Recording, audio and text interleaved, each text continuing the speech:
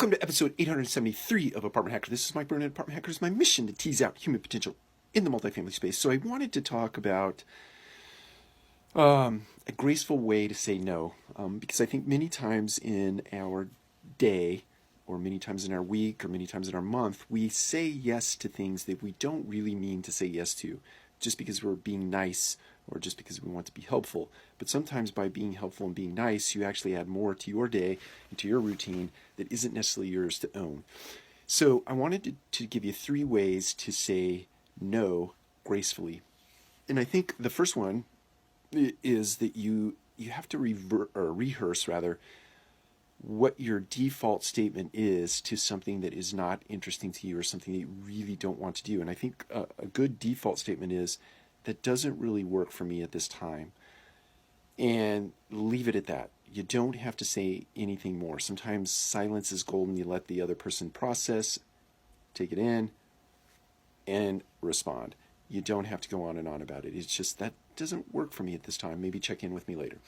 The second thing is, be clear about your priorities and be honest. Just by way of example, if you have a morning routine that is non-negotiable and someone asks you to do something, say your morning routine runs from like 7 to 8 o'clock, and someone asks you to be somewhere at 7 o'clock, your morning routine is very important to you, it's non-negotiable. You say, look, I got to tell you, I have a morning routine that's non-negotiable. It happens between 7 and 8.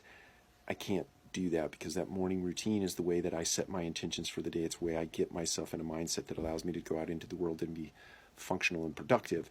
So that's a graceful way of saying no. The third thing is, make sure that your no means no, because sometimes you say no and then you leave a little comma after that and you go on to say, you might check me later, or you kind of waffle around, or maybe you say no and then later on you kind of give somebody a little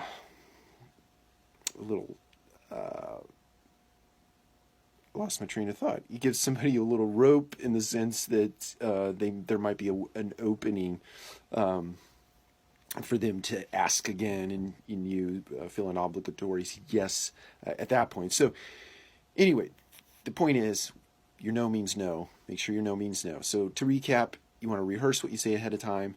You want to be clear about your priorities and be honest, and you want to make sure that your no means no. Take care. We'll talk to you again soon.